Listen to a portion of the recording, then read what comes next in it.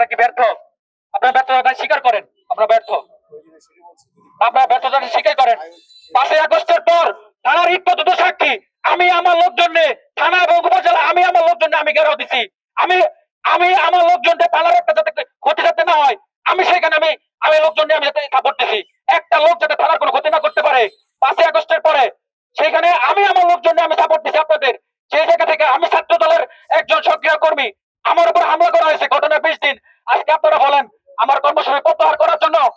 আমি আমি এই মুহূর্তে আপনাদেরকে বলতে চাই, যদি এখন ব্যাখ্যা দিবেন আপনারা কেন আওয়ামী লীগের আশয় কেন ধরতে পারেন নাই? আপনারা কি ব্যর্থ? আপনারা কি ব্যর্থ কিনা? আপনারা কার কাছে জিম্মি এটা বলতে হবে, যাতে আমরা জিম্মি, এই জন্য আমরা আশয় ধরতে পারি নাই।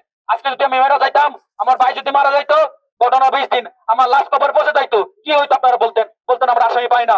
আশাই প্রত্যেকটা আসামি এলাকায় ঘোরাফেরা করতেছে, অজ্ঞাত নাম পর্যন্ত আপনাদেরকে আমি নাম দিছি, অজ্ঞাত নাম দিছি। আপনারা কি বলেন অজ্ঞাত আসামি ধরা যায় না? কি জন্য ধরা যায় না? আওয়ামী লীগের লোকজন ধরতে মামলা লাগে নাকি ভাই? আওয়ামী লীগের লোকজনকে মামলা লাগে নাকি? আমাদের যখন পাখির মতো গুলি করে মারছে তখন আপনারা কোথায় ছিলেন? আমি গুলি গেছি মাসে 3 আগস্টে 12 চৌরাস্তা।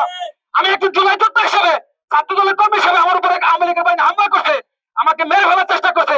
আপনাদের কোনো তৎপরতা নাই, আপনাদের কোনো টেনশন নাই, আমরা মারা গেলে আপনাদের কোনো কিছুই নাই। আজকে ঘটনা 20 দিন, আমার একটা সময় আপনারা ধরতে পারেন নাই, কি জন্য ধরতে পারেন নাই? এক্সট্রিম মশার কয়েল প্ল্যান্ট ফাইবার দিয়ে তৈরি, ডেঙ্গু চিকুনগুনিয়া বাহি সহ যে কোনো মশার বিরুদ্ধে দেয় এক্সট্রিম সুরক্ষা। কি জন্য আসামি ধরতে পারেন নাই?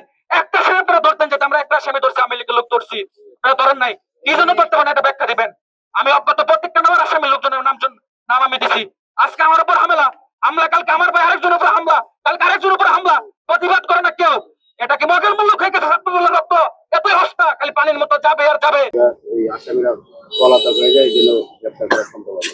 কিন্তু আমাদের গ্রেপ্তারের চেষ্টা অব্যাহত আছে এবং আপনাদের প্রতি আমাদের সহমর্মিতা একাত্মতা আমরা সবসময় ঘোষণা করে আসছি। কারণ আপনাদের সহযোগিতায় আমরা আইন শৃঙ্খলা পরিবেশ স্বাভাবিক রাখার চেষ্টা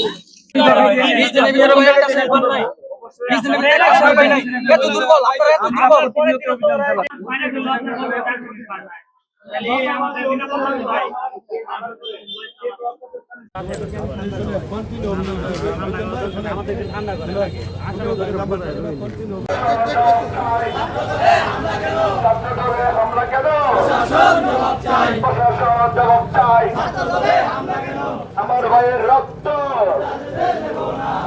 যেতে পারে না।